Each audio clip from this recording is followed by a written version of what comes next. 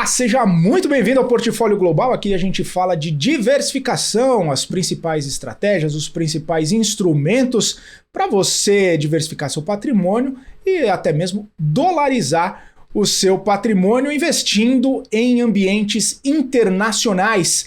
Hoje vamos falar aqui com Carlo Cauti, ele que é professor de Relações Internacionais do IBMEC, nosso companheiro aqui na BMC, um tema sensível, digamos assim. Carlo, bem-vindo aqui ao Portfólio Global, prazer recebê-lo por aqui. Obrigado, Felipe, prazeraço. Tema quente, né? Tema muito caliente, como se fala em espanhol, né? Pois é, e já que você tocou nesse assunto, a gente vai falar de Argentina, investimentos na Argentina, cenário econômico da Argentina e talvez até algumas oportunidades que esse cenário deteriorado pode trazer para os investidores. Carlo, antes da gente começar esse assunto, antes da gente falar especificamente sobre a Argentina, só quero chamar a atenção do nosso telespectador para o nosso patrocinador, a Avenue, está sempre aqui com a gente no Portfólio Global, inclusive tem um QR Code na sua tela e tem um link também na descrição. Enfim, tudo que a gente conversa, tudo que a gente bate papo aqui, você pode encontrar sim lá na Avenue, é só entrar no site, procurar direitinho por lá, abrir sua conta, enfim,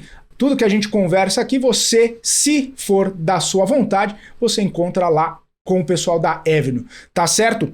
Carlo, um passo atrás, antes da gente falar especificamente sobre economia argentina, sobre investimentos na Argentina, eu faço essa pergunta para todo mundo que passa aqui no Portfólio Global. Um pouquinho sobre Carlo Cauti no mercado financeiro, quem é, de onde vem, para onde vai, rapidamente só para o pessoal conhecê-lo. Vamos lá, Felipe, eu sou italiano, cheguei no Brasil em 2013, sou jornalista, né, professor universitário. Na verdade, me formei em ciências políticas, né, que na Itália não temos jornalismo, tenho mestrado em relações internacionais, tenho outros mestrados também. Aqui no Brasil eu fiz um MBA em finanças na B3, sou investidor desde 2017, né? E comecei tarde, na minha vida, a vida de investidor, mas na Itália fazia outro tipo de investimento, não investia na bolsa italiana, porque não tem esse costume por lá. Comecei a investir aqui no Brasil e não posso me dizer um investidor satisfeito, né? O meu retorno, seja nos investimentos no Brasil que no exterior, que eu faço também investimentos, inclusive na própria Argentina, são bastante satisfatórios, tirando algum casinho assim que ainda tem uma esperança para o longo prazo, né? Mas sempre tem, né? Sempre tem, a esperança é a última que morre, né? Maravilha. Inclusive, você está aqui justamente porque faz investimentos na Argentina. Antes da gente entrar especificamente em algum case, em algum papel, em algum setor específico da Argentina, o país tem vivido desafios recentemente, a gente tem falado dia após dia aqui sobre os desafios econômicos, desafios tem sociais também na Argentina, mas eu queria entender sua visão para esse cenário, né?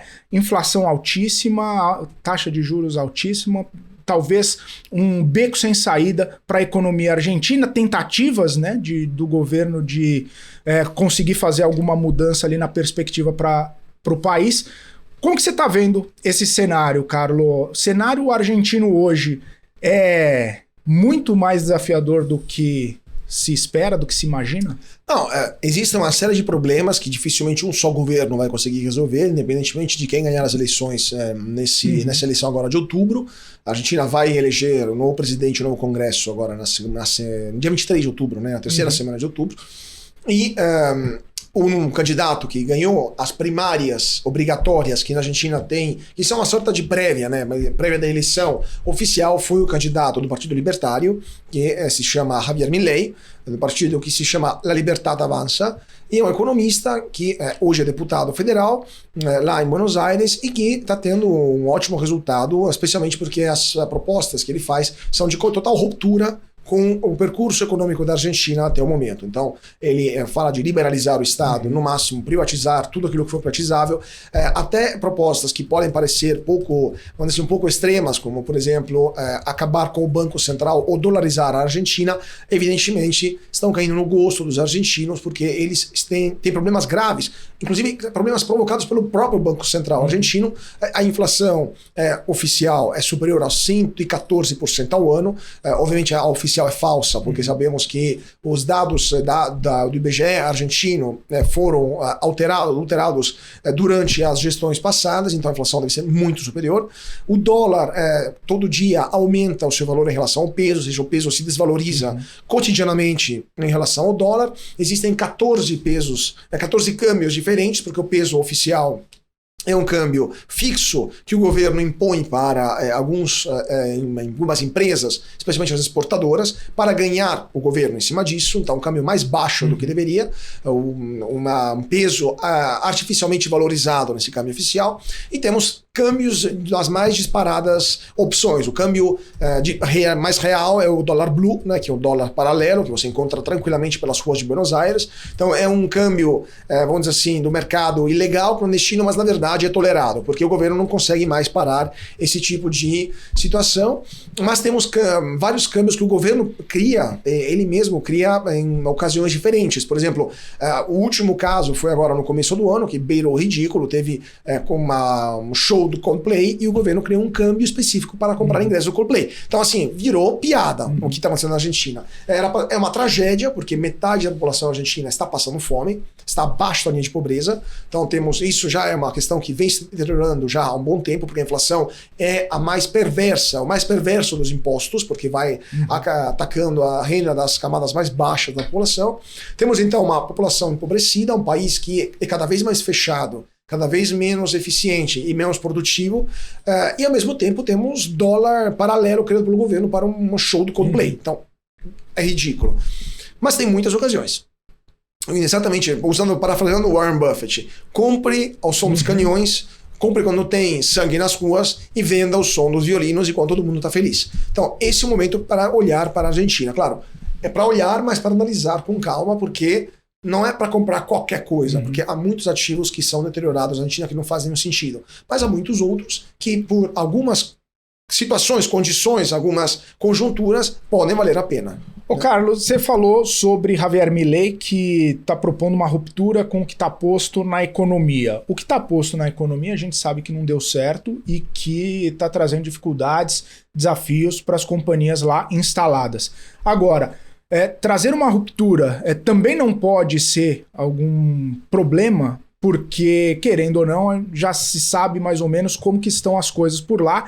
Mesmo com tantos desafios, existe talvez uma trajetória. Mas uma ruptura sem talvez ter uma proposta, né, tão clara e transparente, não pode ser também, ao mesmo tempo que um benefício ou uma salvação, ser a contrapartida ser ruim ou ser prejudicial? Assim, o plano, na verdade, existe, né? A proposta dele existe. A questão é se é factível, ou se é benéfica, ou se é muito arriscada, muito mais né? utópica do que... Por exemplo, dolarizar a Argentina é a proposta dele. É factível?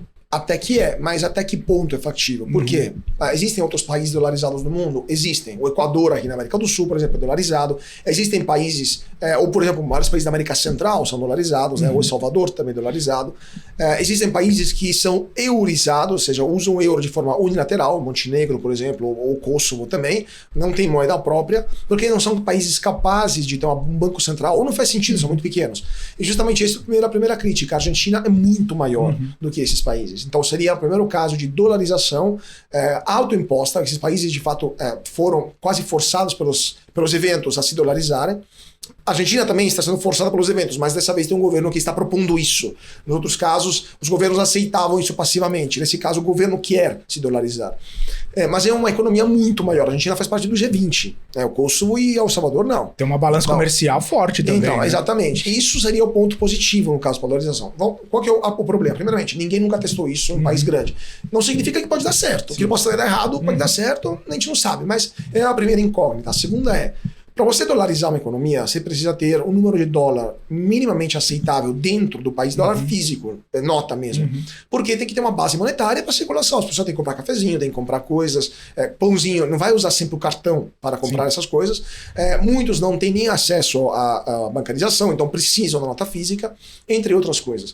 Há algumas compras que não é possível fazer com cartão também, então é necessário ter um mínimo de base monetária. E como é que você tem isso? Tendo uma balança comercial ou de pagamentos positiva, ou seja, entra mais dólar do que sai, né? Então você tem que exportar mais ou atrair mais dólares do exterior para ter fisicamente isso no cofre do Banco Central e depois distribuído entre as pessoas. Primeiro problema, hoje a Argentina não tem dólar em caixa. A Argentina não é que tem dólar zero em caixa, tem dólar negativo, deve mais dólar do que tem. E está devendo para os chineses, está devendo inclusive para os brasileiros, está devendo para uma série de países, tem um caixa negativo. Então não existe essa base monetária hoje pelo menos do governo, para fazer isso. Primeiro problema. Mas existe uma base monetária das pessoas. Por quê? Porque o cidadão argentino médio não confia mais no peso. Essa é a razão pela qual também Milei quer transformar a Argentina dolarizada. Quando o argentino recebe o salário em pesos, a primeira coisa que ele faz é trocar em dólar. Gasta, porque tem inflação, ou troca em dólar. E ele faz isso imediatamente. Só que na Argentina ele não confia também no setor bancário, porque ele acha que pode ter um confisco, né? Assim. Mais do que confisco, a proibição de prelevar mais do que X dólares. Já aconteceu isso no passado, agora não me lembro a palavra exata em espanhol, mas aconteceu isso, por exemplo, em 2001, por isso a gente teve os panelaços nas ruas, né? Aconteceu também alguns anos atrás. Então o argentino tem medo que o Banco Central vá lá e feche a torneira, diga para ele, você tem $1 milhão na conta, mas você só pode sacar $100 por mês. Aquilo aconteceu aqui no Brasil durante a era Collor, mais ou menos. Então, continua sendo seu o dólar, mas você não pode sacar porque por X razões. Então, o que eles fazem? Tesaurizam esses dólares em casa. Então, a maioria dos argentinos tem reservas de dólares dentro de casa. Isso também explica o porquê na Argentina estamos vendo uma explosão de violência urbana. Porque, como a gente sabe aqui em São Paulo que tem dólar em casa dos argentinos, o bandido argentino também sabe, então vai lá e tenta assaltar esses dólares. Então temos um problema de violência também que está aumentando, mas a base monetária em tese já existiria, porque os argentinos teriam já essas moedas em casa, né? A questão é ver se eles também confiariam em gastar esse dinheiro ou mantê-lo como uma reserva estratégica, vai o que acontece no futuro. Terceiro ponto, e é positivo, boa parte da economia argentina já é dolarizada. Não só aquela parte que vende para o exterior, então grãos, commodities, carne, couro, etc. Mas também compra de apartamentos é feita em dólares. Você for para a Argentina hoje, comprar o Clarín, ver que é o principal cotidiano, o principal jornal argentino, e abrir a parte dos classificados e for procurar a compra de imóvel, o preço já vai estar em dólar, não vai estar em pesos. Então já existe uma compra e venda, uso transacional do dólar na Argentina. Carros também são comprados em dólares. Grandes transações acontecem em dólares, não acontecem em pesos. Então, e quando você vai, por exemplo, comprar um produto numa loja de Buenos Aires, eles já aceitam dólares. Né? Eles, mesmo que o preço estiver em pesos, faz a conversão na hora e já aceitam dólares. Isso já faz muito tempo. Então já existe uma dolarização latente na Argentina. O problema é, nunca aconteceu isso no passado. Então, como a economia vai reagir, a bolsa e tudo mais, e a base monetária. O governo não tem uma base monetária adequada. Pode usar aquela do povo? Pode, mas o povo vai aceitar colocar os seus dólares em circulação? Essa é a grande incógnita, né? Talvez a grande questão é mais burocrática, o grande desafio para dolarizar é mais burocrático do que efetivamente empírico ali de colocar em prática, porque já está, como já você existe, muito bem disse. Já existe. Tá. Só que tem também uma série de outras questões que fazem parte do debate. Eu acho um grande mérito do Milei, independentemente ou não se ele vai conseguir introduzir a dolarização na Argentina, é ter aberto o debate, é ter criado, ter aberto aquela famosa janela de Maslow, né? Ou seja, jogou a ideia, ela foi acatada por parte da população e isso gerou um debate na Argentina e no exterior também, porque outros países poderiam seguir a Argentina também no futuro. Então, se a Argentina conseguir de fato implementar o dólar, se Milei de fato decidir, a partir da manhã nossa moeda vai ser o dólar, além de ter uma balança comercial que vai ter que ser positiva, porque senão fisicamente acabam os dólares em circulação, porque se compra mais produto com dólar que está dentro, mas não vende, a um certo ponto acaba a moeda. E a Argentina, evidentemente, não pode imprimir dólares. Ao mesmo tempo, ela tem que atrair capital estrangeiro. Então, a taxa de juros na Argentina vai ter que ser naturalmente mais elevada do que a taxa de juros dos Estados Unidos. Porque senão, o investidor, o poupador argentino, entre a possibilidade de investir nos Estados Unidos a uma taxa hoje 5,25 e investir na Argentina a uma taxa de 4, ele vai preferir os Estados Unidos. Isso é um defluxo de capital. Então, o Banco Central argentino vai ser obrigado, na melhor das hipóteses, a ligar essa taxa de juros a uma taxa ligeiramente superior, né? Vamos supor, o Banco Central argentino automaticamente, se o Fed sobe a taxa de juros, o Banco Central argentino também sobe de 0,25. Ou, na pior das hipóteses, se criar uma crise de confiança, vai ter que jogar o juro muito mais para cima. E aí temos um problema, porque juro muito alto acaba matando a economia. Então, e nem sempre a situação macroeconômica de um país é igual a outra. Por exemplo, a crise de 2008 nos Estados Unidos não teve o mesmo impacto aqui no Brasil ou na Argentina. Inclusive, aqui no Brasil a economia cresceu 7, 8% ao ano em 2009, então foi em 2010. Foi uma crise que não foi a famosa marolinha que não chegou ao Brasil. Então, e ao mesmo tempo o Brasil não faria sentido para o Brasil cortar juros naquele momento. os Estados Unidos foram para juro zero. Então, nem sempre o juro igual faz... Ou, por exemplo, no outro lado, 2014, 15, 16, o Brasil passou pela pior crise econômica da sua história e os Estados Unidos estavam a todo vapor. Então, por que tem que ter o mesmo juros? Não faz sentido. E isso é um problema. Isso é um problema porque ele vai ser obrigado a ter juros para atrair capital. Caso contrário, teremos um defluxo, ao menos que não coloque barreira de exportação de capitais, e isso poderia criar sérias consequências para a economia argentina.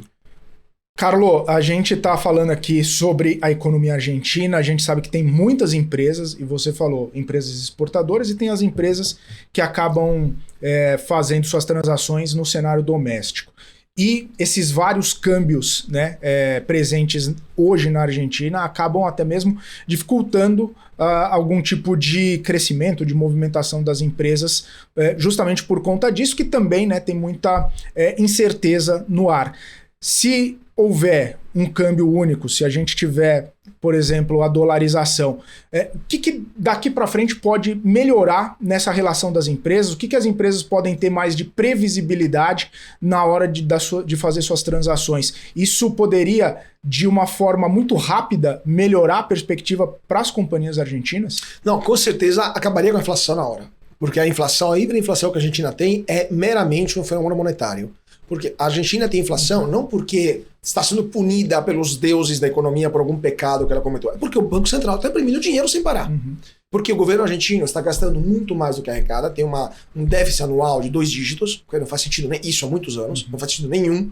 O único ano que o governo argentino, nos últimos 50, 60, se não me engano, que conseguiu fechar as contas no 0 a 0 foi 82, 83, uma coisa por aí. Então assim, nos últimos 60, 70 anos, um ano só, as contas públicas da Argentina fecharam a zero. É óbvio que não se sustenta um negócio desse. E desde a independência, no começo de 1800, até hoje, a Argentina já deu calote mais do que 12 vezes. Então é um país que sistematicamente não tem o controle de suas contas públicas. Então a classe dirigente argentina, desde o começo da sua história, não demonstrou responsabilidade fiscal. Então eles não são capazes, culturalmente, evidentemente, de manter as contas sob controle. Mesmo durante a época da ditadura militar, onde se supõe que tinha que ter um pouquinho mais de rigor nas contas públicas, lembrando que a ditadura militar na Argentina foi mais ou menos paralela à ditadura no Chile, tá? Ambas começaram nos anos 70, Chile 73, Argentina 76, tiveram antes outros momentos de ditadura militar na Argentina, só que no Chile foi aplicado, a escola de Chicago conseguiu aplicar empiricamente as suas doutrinas,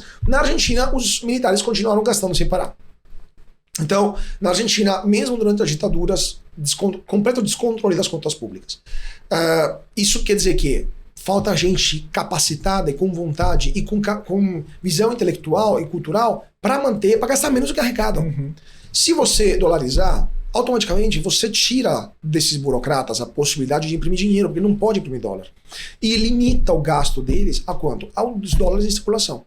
Então, se o orçamento federal for aquilo ali, não pode gastar mais, porque emitir uma dívida em dólar para um país que como os Estados Unidos, que pagam em dólar, ou seja, tem a máquina de imprimir dólar, é uma coisa, porque se os Estados Unidos se encontrarem em dificuldade econômica, é só ligar a impressora do Fed e paga a dívida. Claro, como aconteceu. Como aconteceu. Tem inflação, tudo. Mas o poupador, né, o investidor, está mais tranquilo. Agora, se a Argentina emitir uma dívida em dólares, sabendo como a situação das contas são periclitantes, eu quero ver quem vai comprar essa dívida.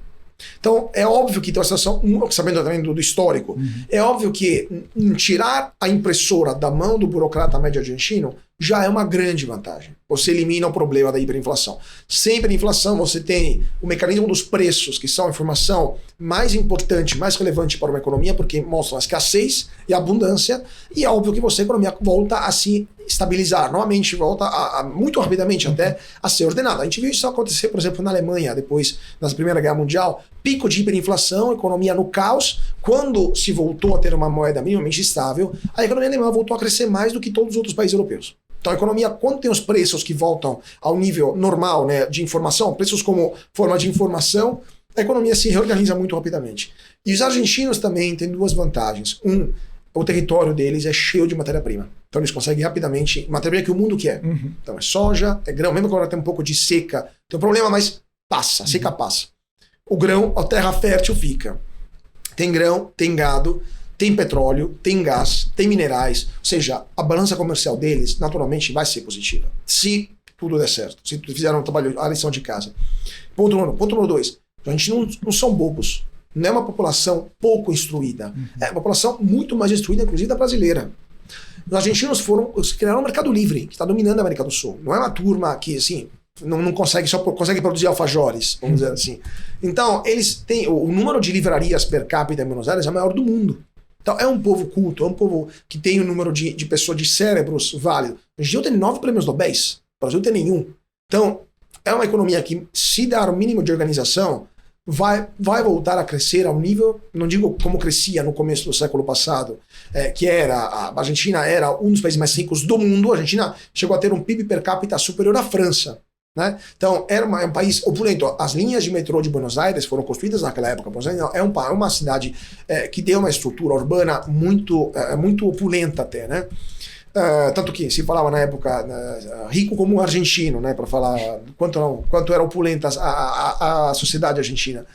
Então, se você organizar um pouco a economia, tirar esse problema da hiperinflação, da carga tributária brutal que eles têm, que também levou uma fuga de milionários para o vizinho Uruguai, por exemplo, de empresários, etc. Eliminar todos os entraves burocráticos, assim, a impossibilidade de empresas operarem com facilidade, abrir o comércio com o Brasil, com o Mercosul e depois com o mundo também. A Argentina tem tudo para dar certo. Então, existe essa possibilidade do país que hoje está travado numa crise econômica que parece não ter fim, simplesmente tirar esses entraves e começar a voar com suas asas. E é essa ocasião que parte do mercado está vendo, porque se você pegar a cotação da Bolsa Argentina, é o Merval, né, que é o índice argentino, vamos pegar até aqui, só para a gente ver como está o Merval nesse momento, o índice Merval, deixa eu dar uma olhada aqui, porque tem a questão também que o Merval é listado lá nos Estados Unidos, mas o Merval está tendo fortes ganhos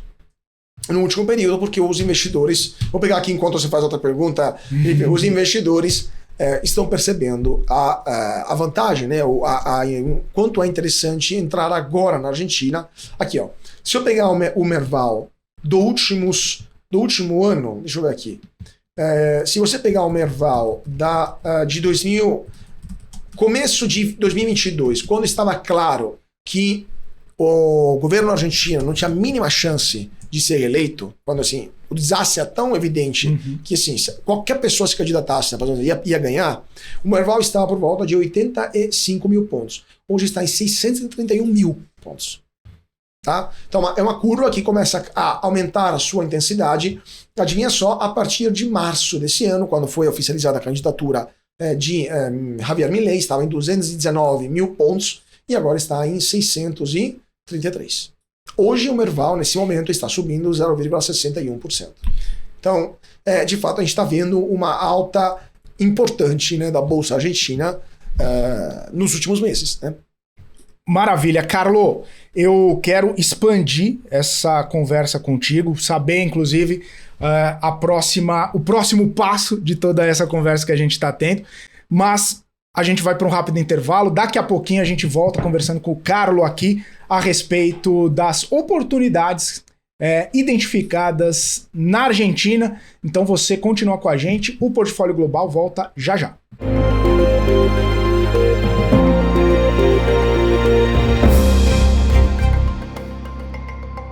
Muito bem, estamos de volta aqui no Portfólio Global, hoje recebendo aqui Carlo Cauti, professor de Relações Internacionais, nosso companheiro aqui na BMC, falando a respeito de Argentina, riscos e oportunidades da economia argentina e dos investimentos na Argentina também. Carlo, no bloco anterior você trouxe aí o índice Merval desde 2022, deu uma pancada, se a gente pode falar assim, porque muita gente se movimentando, buscando essas oportunidades, interpretando que talvez uma crise de confiança, uma crise econômica argentina pode, em algum momento, chegar ao fim e ter aquela famosa virada de chave.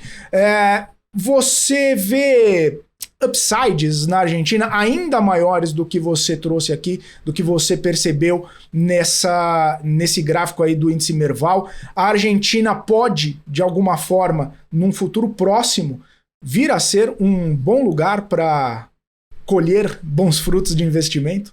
Depende muito, né, Felipe? Depende muito do como vai ser o governo que vai entrar a partir do ano que vem. Porque pode ser um governo, mesmo que o Milei ganhe as eleições, se o Congresso for dominado pelos partidos peronistas, vai ser uma reedição do governo do ex-presidente Macri, que também governou o país antes do atual presidente, que é o Fernandes, e não conseguiu fazer muita coisa.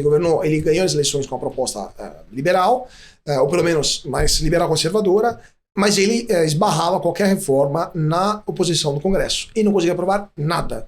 Tanto que é um governo perdido, ele perdeu as eleições seguintes, né? Foi um momento em que se desperdiçou uma ótima ocasião e a Argentina voltou ao caos que sabemos. Mas há algumas questões que, mesmo se o Milei perder as eleições, o próximo governo e o próximo Congresso vão ter que enfrentar. Por exemplo, a represamento artificial de preços do setor elétrico, como aconteceu aqui no Brasil com a famosa MP 579, na Argentina não pode durar para sempre. Teremos um momento em que o governo será obrigado a dar um tarifaço, antes e depois das eleições. Provavelmente. Outras limitações, atuação do governo em outras áreas para tentar manter os preços artificialmente baixos vão ter que ser eliminadas, porque senão o mercado quebra. Então, vai acontecer. Isso vai dar muita força no caixa de várias empresas, na veia, assim, imediatamente, em empresas, especialmente de utilities, né, ou seja, energia elétrica, água, etc. Então, hoje na Argentina, temos um pagamento ridículo de contas de luz, de água e de gás, porque o governo subsidia de forma violenta, mas o dinheiro público está acabando também, na verdade já acabou. Então, a um certo ponto, o governo que virá vai ter que dizer, gente, sinto muito, né? Sinto muito, acabou a grana, né? Não temos mais plata. E isso vai ter que alinhar os preços à demanda e oferta. Vai ter um alinhamento. Teremos manifestações na rua, com certeza, de muita gente que não está acostumada há muito tempo a pagar aquilo que gastava. Teremos também uma redução dos consumos, porque, obviamente, se você subsidia, está incentivando o consumo sem freio, então isso será até positivo para o meio ambiente, mas com certeza colateral, né? Um colateral, né? Será uma externalidade positiva. Exatamente. Mas com certeza algumas coisas vão, ou por exemplo, além da questão das utilities, outras questões que poderão ser destravadas em termos de valor. Se o governo que virá conseguirá criar um environment, né, um framework, um contexto, um arcabouço legal mais sólido, né, com mais certeza jurídica, com certeza os investimentos em jazidas petrolíferas que sabem que existem, mas que estão ainda debaixo da terra, por exemplo, Vaca Muerta, né, poderão ser realizados muito rapidamente. A Petrobras já tem uma subsidiária na Argentina, por exemplo. Eles têm também uma empresa chamada IPS, né, IPF, ou seja, os jazimentos petrolíferos fiscais, né, que são a Petrobras da Argentina. Então, criando um framework jurídico mais sólido, atrai investimentos de forma muito rápida. Então, com certeza, isso vai ser positivo para todo o país. E o turismo também, claro, vai ser avantajado, porque, com certeza, vai ser muito mais fácil para um americano ir para Buenos Aires, se o dólar é o mesmo, né? Já Buenos Aires é uma das cidades turísticas mais importantes do mundo. Muito mais do que, por exemplo, aqui no Brasil. Temos outras cidades que deveriam competir, mas Buenos Aires está muito à frente, né, dessas cidades, até para a segurança, né, em relação ao Rio de Janeiro, por exemplo. Então, a Argentina tem vários fatores positivos que mostram que está tudo para dar certo. É tudo para dar certo. Temos uma indústria que está atrasada, mas que poderia rapidamente se modernizar caso a Argentina abrisse suas fronteiras. Então, tem muitos pontos positivos. A questão é como que o argentino médio vai votar, né? Como será o respaldo das urnas, o responso nas urnas, especialmente não na presidência, que está mais ou menos definida, mas do Congresso Nacional, que sustenta também as decisões governamentais. Você comentou uma frase do Warren Buffett, né? Comprar ao som dos canhões e vender ao som dos violinos. Atualmente na Argentina tem muito canhão, né? Muitos canhões, onde você sai tem canhão. Esses setores, e aí eu queria destrinchar cada um deles, o setor elétrico, o setor de utilities, turismo, petróleo, esses seriam os setores mais que estariam talvez recebendo menos balas de canhões nas ruas, que de repente está um pouco mais escondido de todas essas balas de canhões. E aí, Carlo, pegando especificamente um por um, a parte do setor elétrico, quando você fala que vai rever as tarifas, vai ter que revisar as tarifas, vai ter que aumentar as tarifas, a gente sabe no mercado que onde o lucro está, o preço da ação significativamente vai subir, leva junto, né? Então, onde está o lucro, onde está o preço da empresa para o investidor. Mas o setor elétrico ele tem toda essa oportunidade quando você olha várias empresas, ou são empresas e empresas... Igual a gente tem aqui no Brasil, né? A gente tem geração, distribuição, transmissão, uma série de diferenças entre cada uma delas que sofrem de maneiras diferentes e surfam momentos bons de maneiras diferentes. Por lá é a mesma coisa? Qual que é a percepção a esse respeito? Não, tem que analisar o balanço da empresa. E tem que ver como que a empresa está naquele momento. Vale para o setor elétrico, vale para o setor de turismo, vale para o setor de construção. Porque na Argentina temos, com o problema da inflação descontrolada e desta ausência de informação vindo dos preços, porque os preços ou são controlados artificialmente, então não passam informações corretas, ou a inflação altera ao normal ciclo dos preços, não sabemos com tanta certeza quanto cada empresa tem, ou pelo menos muitas vezes isso está maquiado nos balanços.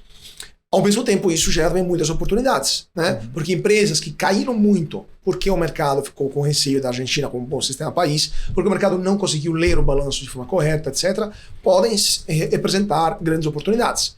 Por exemplo, vou abrir então minha carteira para o nosso público aqui. 2 ações que eu invisto na Argentina, que são a Central Puerto, que é uma empresa do setor elétrico, e também a IRSA, que é uma empresa do setor de construção e também de shoppings e também ligado ao turismo, né?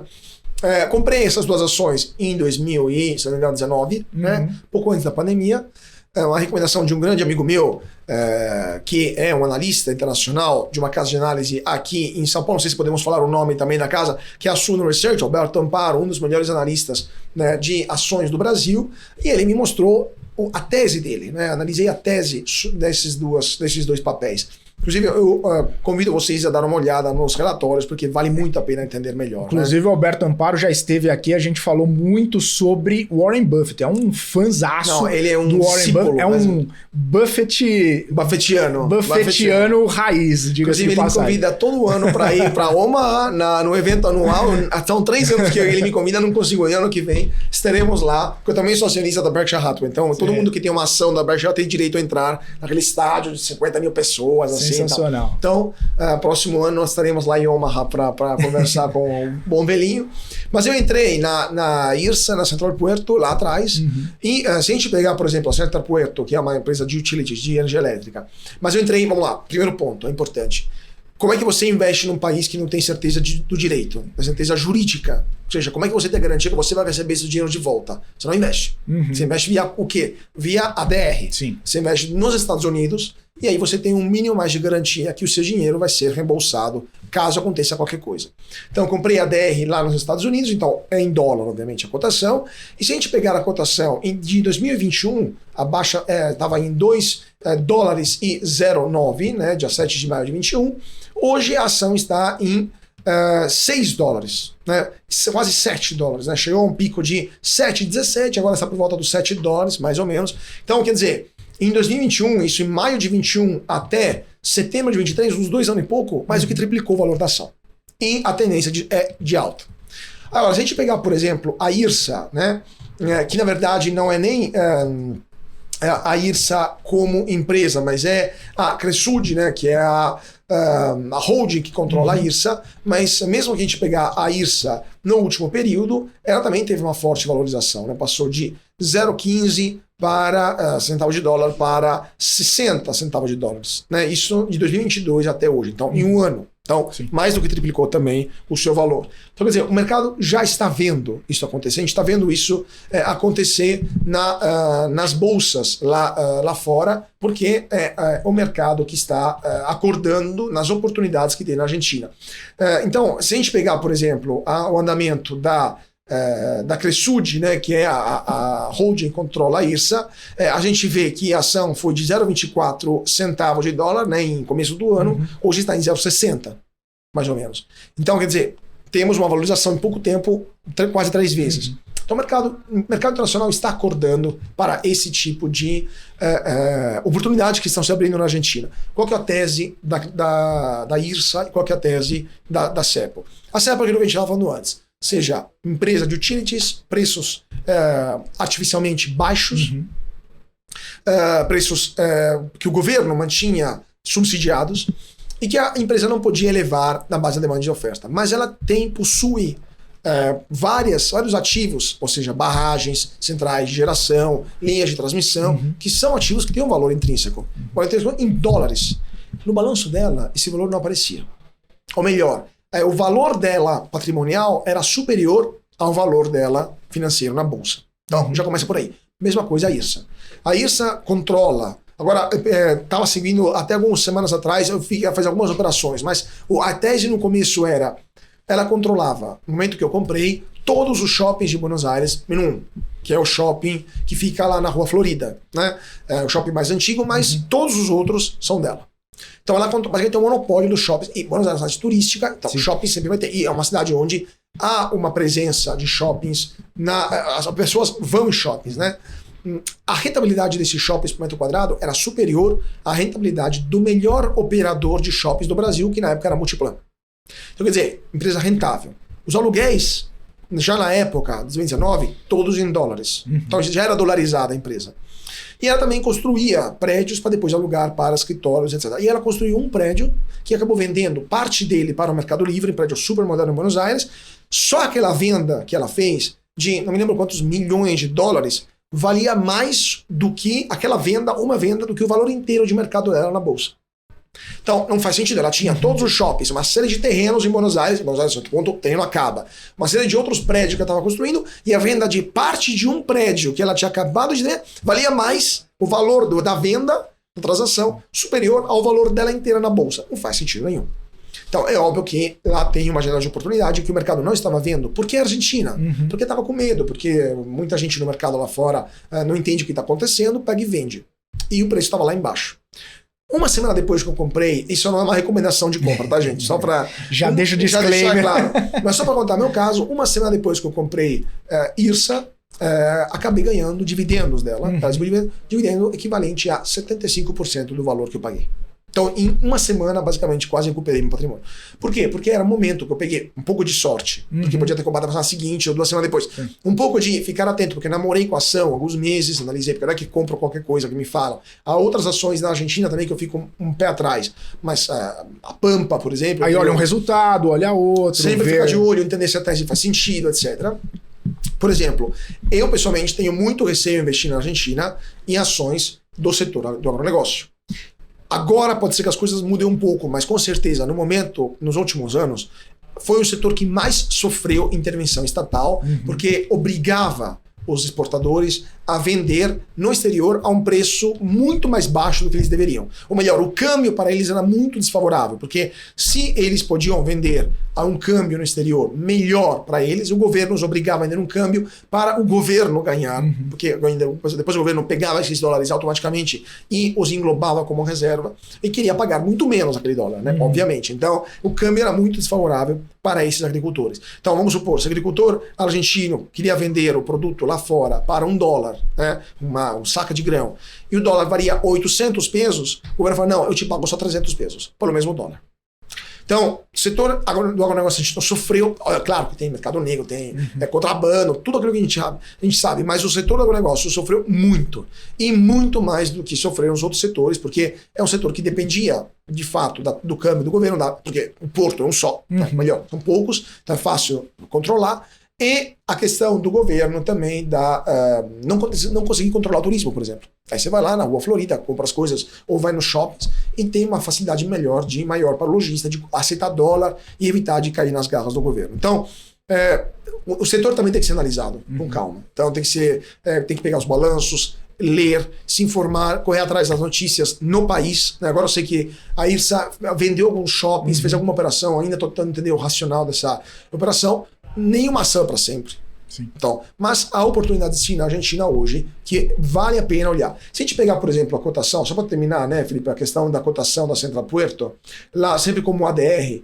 se a gente pega a cotação a gente falou, né, dos últimos anos, por exemplo, ela também acabou caindo depois que o governo Macri perdeu as eleições de 2019. Então, cuidado, porque pode acontecer... Teve um pessimismo ali do mercado. O revés acontece. Então não é a mesma coisa a IRSA. Então, momentos positivos, acontece. A IRSA passou de $4 para $40 no passado. E depois voltou para 4, até para 1. Né?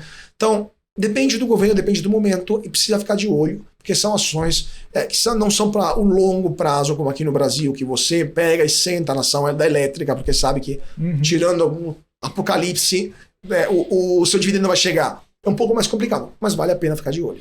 Então, pensando nessa possibilidade, né? Você fala, pô, vamos avaliar. Sabendo dessa possibilidade de alta, ajustar ali o risco-retorno acaba valendo a pena. Exatamente. Vale a pena para considerando qual que é o risco país também, que isso não está precificado muitas vezes de forma correta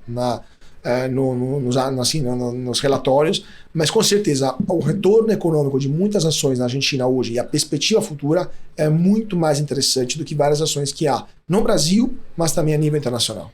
E aí, a gente pensando, né? Você é um investidor, pessoa física, que olhou essa oportunidade. Claro que seguiu algumas recomendações, né, de analistas, de pessoas que têm um pouco mais de proximidade, um pouco mais de capacidade de analisar todo o cenário, mas também não é all-in. Existe essa possibilidade de você colocar um pezinho, de você olhar, de você fazer um investimento, ver como é que tá esse retorno e fazer disso uma parte da sua estratégia de diversificação internacional. Porque a gente fala sempre, né, cara? Não é questão só de diversificar internacionalmente olhando para Estados Unidos ou olhando para a Europa. A diversificação geográfica também pode contemplar outros países. Recentemente a gente falou de investimento no Japão. Né? Pois é, que está sendo... Muitos investidores olhando para o Japão. Então, a diversificação geográfica também pode ter um tantinho ali de, com certeza, de investimento em outros países que não Estados Unidos. Não, aqui nos Estados Unidos é mais fácil, né? Porque tem corretoras que operam, tá tudo lá, todas as empresas têm ADR lá e todo o capital mundial está concentrado, uma parte está concentrada por lá também. Diferente da China, por exemplo, que é muito mais difícil investir por lá. Tem limitações também para a repatriação de capital, a situação geopolítica é mais complexa. Mas também, por exemplo, eu mesmo na Argentina, quando comecei a investir, coloquei 10% no meu patrimônio no exterior, na IRSA, e só 10% também na Central Puerto. Com a valorização, hoje, estou vendo aqui na minha corretora, estão em 21% e 22%. Então, dobraram de valor. Aliás, coloquei menos então, acho que menos de... Coloquei se agora está 20, coloquei menos de 10 na época. Sim. Então, assim... Quer dizer, acaba sendo, você tendo eu tinha colocado na época muito mais do que, por exemplo, em BlackRock, só que BlackRock andou um pouco de lado, então acabou que, em comparação, as ações argentinas ganharam espaço na minha carteira.